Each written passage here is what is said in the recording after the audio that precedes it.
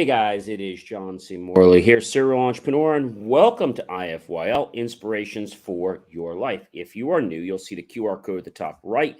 Just take your phone, launch that camera app, point your phone right to that QR code. You'll see the link tree. Just click on that. That'll direct you to my link tree. If you have any problems getting there, just go to Believe Me Achieve. That's BELIEVE, me, M-E, Achieve, ACHIEVE.com. That'll get you to my link tree with lots of great information to improve the quality of your life. And you know how we roll. Every single Saturday, we start with a new master topic. We roll all the way through the week, and we finish up on Friday. We are on day 2 of this master topic, which we'll get into in just a moment. But welcoming back our friends, colleagues, and wonderful associates that have always been following us for so long. Thank you so much from the bottom of my heart. I appreciate you coming out to watch the show tonight. Or if you're watching on a replay, thank you as well.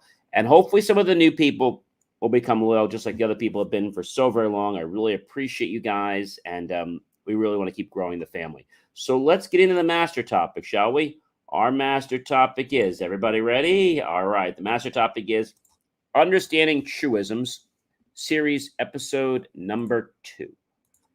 Truisms. What is a truism? Now, we talked a little bit about this. It's a statement that obviously is true and says nothing new or interesting, right?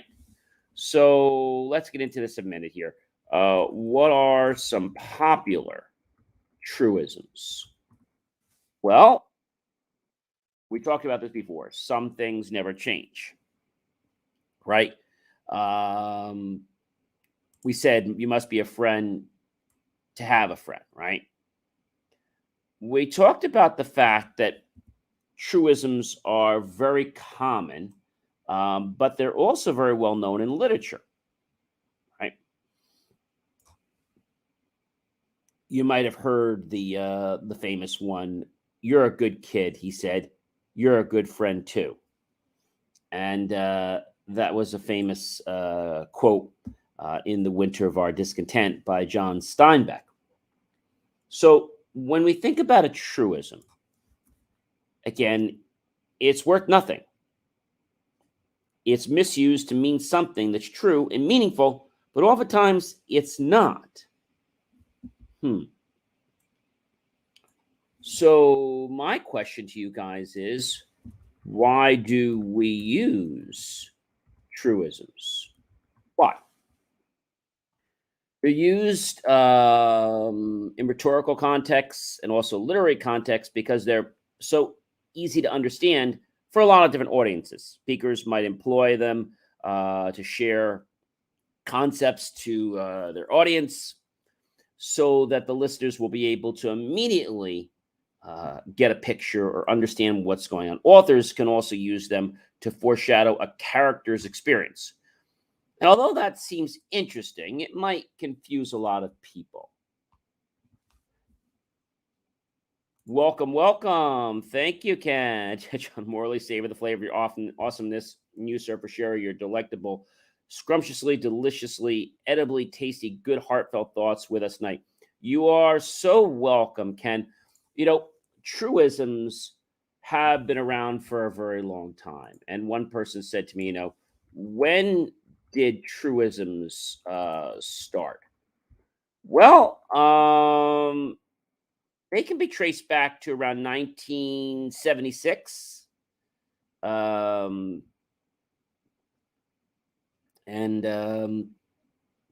Truisms were partially a response to a wonderful reading list in the Whitney program. Truisms. Should you use them? Should you not use them? I don't think they're bad in describing a situation, right? But I think we can't rely on them. We can't rely on them. Why? Because oftentimes they're not true.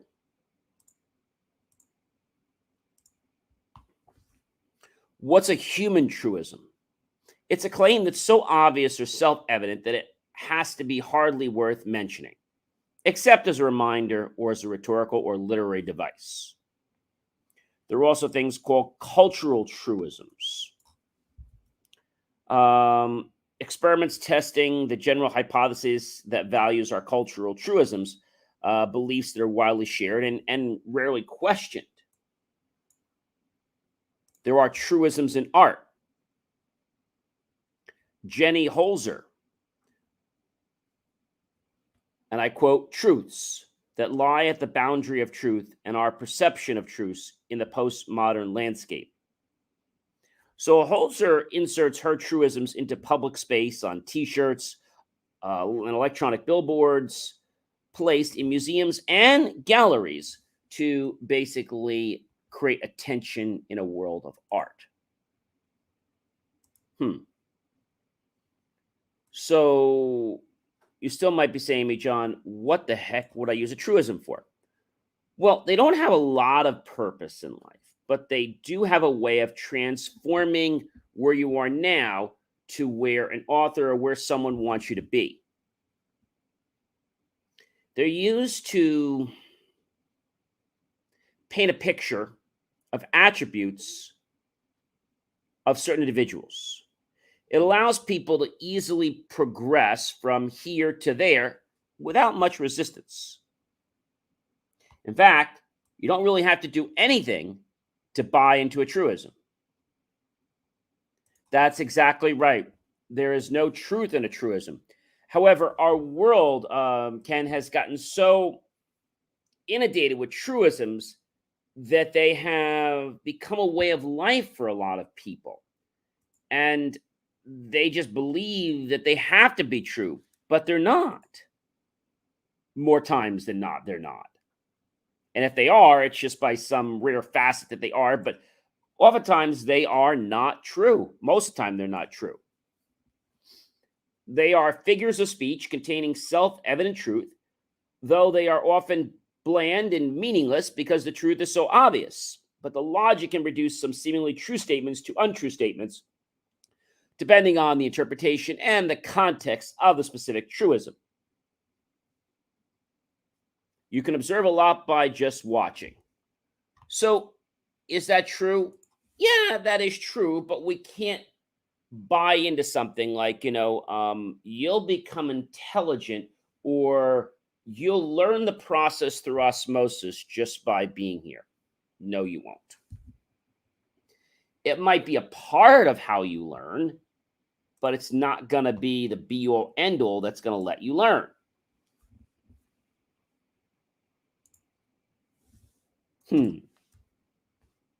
That's interesting, isn't it? It's a component.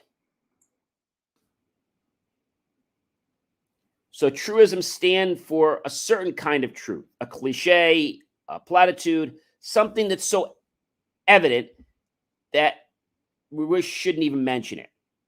But oftentimes, it's not true.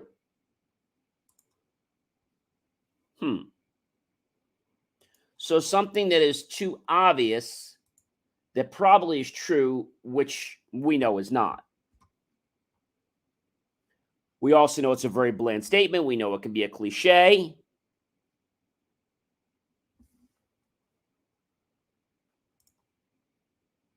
But a lot of people take truisms as their way of life. Let's look at another common truism, okay? He who steals a sheep or buys one of a thief deserves severe punishment. He who steals from a man of color or buys him a kidnapper is blameless. Why? Because a sheep can be eaten and a man of color cannot. It has a stereotype and it's not always appropriate. Like in this context, it would indicate prejudice, which I think is very wrong. But a lot of people have bought into this, not even knowing that they're buying into this bad thing. Exactly, Ken. It has ambiguity, and ambiguity causes people to be prejudiced. It causes people to do all kinds of things that they really don't want to do, but they do because they buy into a truism.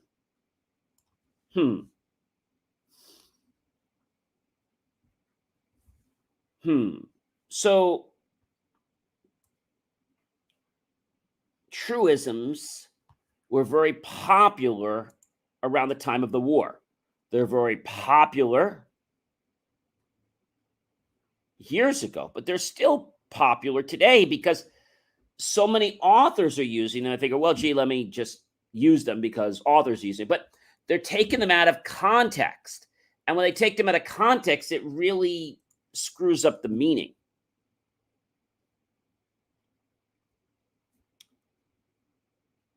We cannot give what we do not possess. Now, it makes sense in one context, but what giving are we talking about? Money, something tangible, or are we talking about something intangible? Because we could give something, right? As goes the leader, so goes the building. It's pointless. For an expectation to be valid, it must be conscious, realistic, spoken, and agreed upon. No, it doesn't. Doesn't have to at all. Our shadows undermine the best of who we are unless we face them. Shadows don't have to mean anything. Let's look at another one. The truth sets us free, but it first makes us miserable. I don't think the truth really makes us miserable. Again, these are all placations that people are trying to put in your head.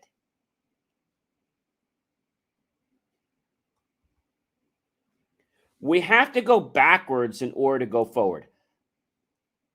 That's just stupid. So you're saying I have to go backward every time I go forward? No. People sometimes take two steps forward and then go a step backward. That happens. You don't have to do that. That usually happens because people don't understand what they're doing. When you're not in reality, you're not in spirituality. Without getting too deep in that, that has no premise on anything. So are truisms good for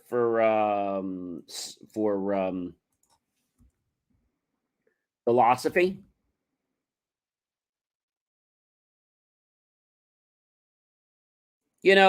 I think that might be a very interesting place for them. I really do.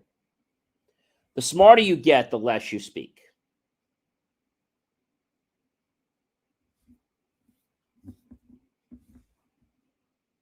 There are hundreds and hundreds in the philosophical world.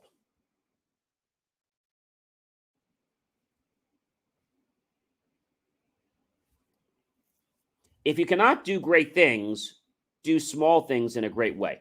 So that makes some sense, but again, not everything does. So peeps can believe their own truths, which not be true. That's exactly right, Ken. Yes. People create their own prison. This is very similar to something I have alluded to many times before. There is the story of the big elephant and the snake. Okay. And this elephant is huge. And one day, uh, the elephant master is there, and he notices that this huge, gigantic elephant cannot break free of this tiny little chain on a pole that's not even a foot or two in the ground. That elephant could easily crush it or pull it right out. But you know what happened? When that elephant was a little baby elephant, he was tied to the same chain. Tried to break through. He couldn't. Tried again. He couldn't break through. Tried again. Couldn't break through. And he gave up and he conditioned his mind. Later on, the elephant got older. And he said, you know what?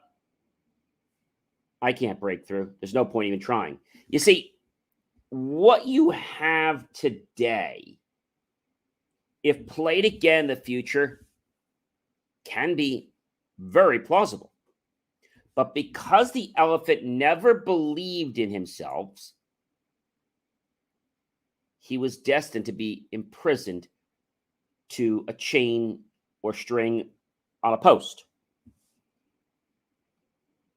The trainer just laughed because he's like, this elephant could crush this, but he didn't because of what he did to his mind. See, and people do this every day. They condition themselves. So I think truisms have a great place in philosophy. No man, for any considerable period, can wear one face to himself and another to the multitude, without finally getting bewildered as to which may be the true. It has some value in it, but again, just because one might, it doesn't mean the whole thing is true or any of it's true. With great IQ comes great responsibility. Well, people that don't have good IQs can have great responsibility. See what I'm saying? It's very, it's very, very one-sided.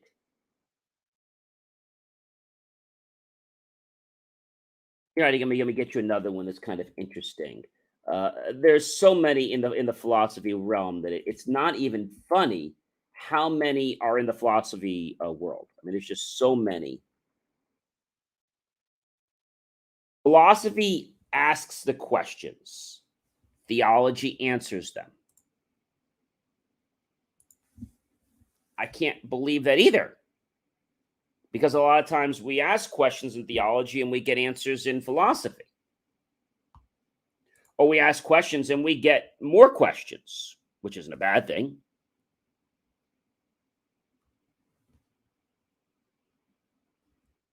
Courage is what it takes to stand up and speak. Courage is also what it takes to sit down and listen. So, yes, you could beside yourself with these and say, okay, I agree with that. But just because one or part of it, of a supposed truism is true, doesn't mean they're all true. It's just a flip of the coin.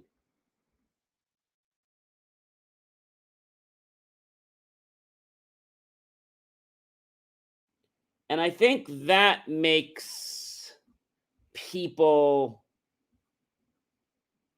wanting to just accept something. Never allow waiting to become a habit. Live your dreams and take risks. Life is happening now.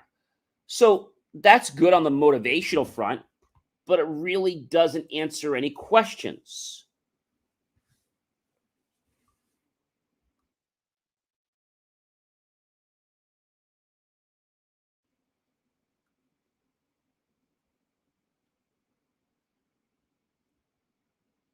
So it also implies that a truism means that a person's going to make connections.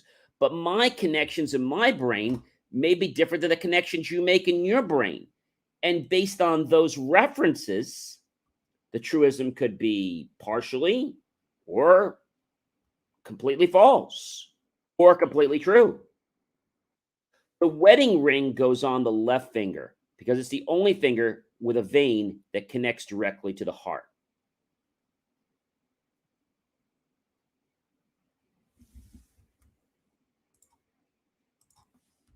Interesting.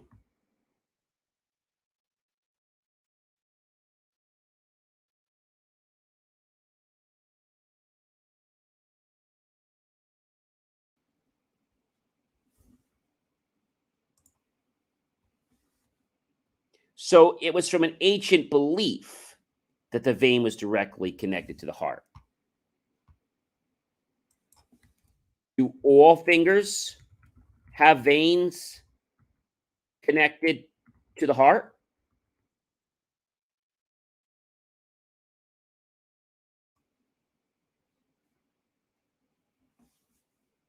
So the wedding ring goes on the left finger because it's the only finger with a vein that connects to the heart. And people buy into that. Now let's look at the truth. Veins, okay, connect all fingers to the heart. The cardiovascular system is the system of veins, arteries, capillaries, and the heart, which transports blood around the body. Arteries carry blood away from the heart. Veins carry blood to it. So you see my point that we just looked at something that's a medical definition, and here we have proof that a truism is just that. It's a suppose. To complicate matters even more, there's a consensus in history or today on what finger it is, in fact, the ring finger. So one person once said that it's customary to wear rings on what is known as the ring finger. But that has changed as it became fashionable to wear rings on multiple fingers.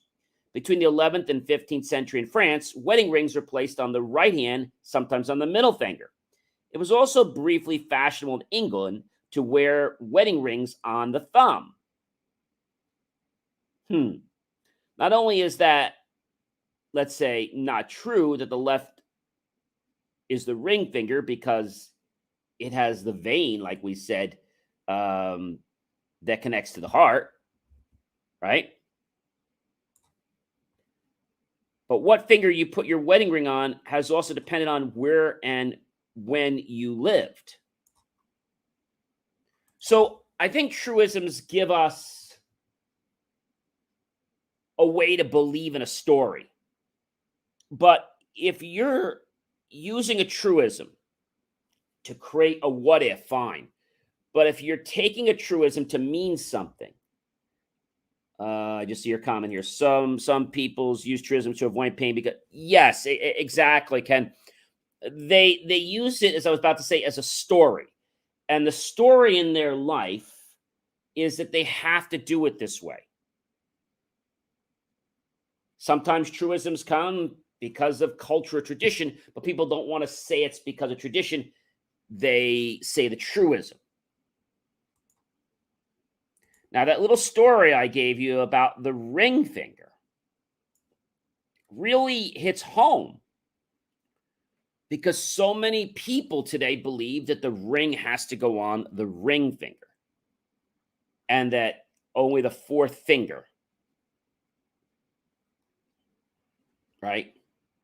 The fourth finger on the left hand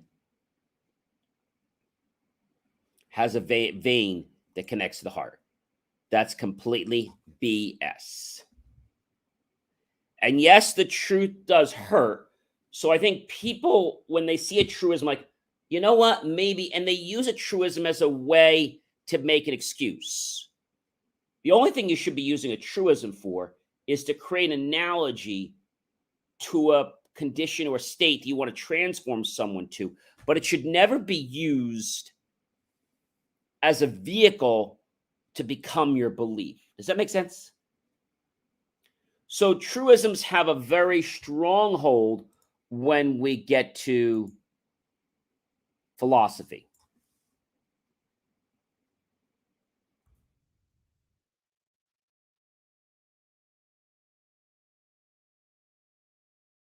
I know this seems a little strange. That's really where they belong. It's a claim. But just how I was able to disprove that claim, or what I like to say as a proof, like you would see in geometry, when we disprove it, it's like, well, wait a minute. Then everything else I'm believing, is that true too? So be careful of truisms, because if you live your entire life like a truism, then you're going to start to wonder if your life is really real. And maybe you're living a lie. All right, ladies and gentlemen, I am John C. Morley, serial entrepreneur. It has been an amazing privilege, pleasure, and honor to be with you this wonderful evening tonight, Sunday, October 9th, 2022. And what about that? It's 9/11. Wow. So that means that we're on the verge of change. And I've been seeing 9/11 a lot. I won't get into that right now, but I've been seeing that a lot. That means that change is upon me. And before I say goodbye to you tonight, I want to just explain that. What does 9/11 mean when you see it? So the most common interpretation of 9/11 are the angels are close to you and that they're here to help you achieve your goals. Does 9/11 mean anything spiritually? It suggests that you're moving to a higher stage of spiritual understanding. The powerful vibrations that come from 1, 9, and 11 provide you with strength and power to understand the universe more and being aware of the different energies and spirits that surround us. Hey, ladies and gentlemen, please like, love, and support my channel. Definitely comment below. Tell me, have you been entrapped with a truism? If you have, let's get you away from it. All right. And of course, tag your friends, colleagues, and associates. Share this out with everyone you know on social media. And then be sure to go to my YouTube channel, John Space E Space MORLEY Space Serial Entrepreneur, and look for that key phrase, help keep our content free. Make the choice to click on that PayPal link and buy my team and I a savory cup of hot chocolate, refreshing vanilla cone, or perhaps maybe even a slice of watermelon. Either way, we'll be grateful for those pennies and dollars. We'll invest them into new hardware, new technology, new equipment, new software, even new facilities to give you the most jaw-dropping, motivational content with the fuel to empower you to change your life if you really want to. I hope you guys have a great rest of your night, and I will see you tomorrow. By the way, that's Columbus Day, so many of the banks are closed. A lot of other places are closed, so just realize that October 11th may be a quiet day for you because, like I said, a lot of businesses are actually closed. Have yourself a great rest of your night. Take care, everyone.